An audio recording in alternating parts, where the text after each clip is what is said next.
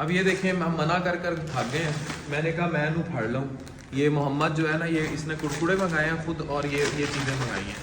ये जब तक बच्चे बाज नहीं आएंगे ना इन चीज़ों से, आपको तो चाहिए आप वीडियोस में ये मैसेज दें कि ये नहीं खाने। कहो मोहम्मद ये दीज आर नॉट गुड। जब आप बड़े होगे ना तो ये आपके पेट टमी के लिए अच्छा नहीं है। अब दुआ को भी खिलाओगे ऊपर जाके, हैं? खुद खाओगे? दुआ खाती है ये? बाकी बच्चों को ये नहीं खाने। आपने नहीं ये खाने। आपने नहीं ये खाने, समझ आई है? ये अच्छे नहीं है सेहत के लिए। दोबारा कहो शाबाश, कहो ना उनको। इतने सारे बच्चे आपको फॉलो करते हैं, कहो आपने नहीं ये खाने, मैं भी कभी कभी खाता हूँ। आपने भी नहीं खाने, मैं तभी खा लेता हूँ। समझ आ गई है?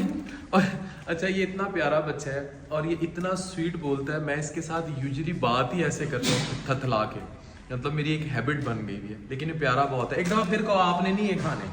आपने नहीं ये खाने। जी थैंक यू वेरी मच।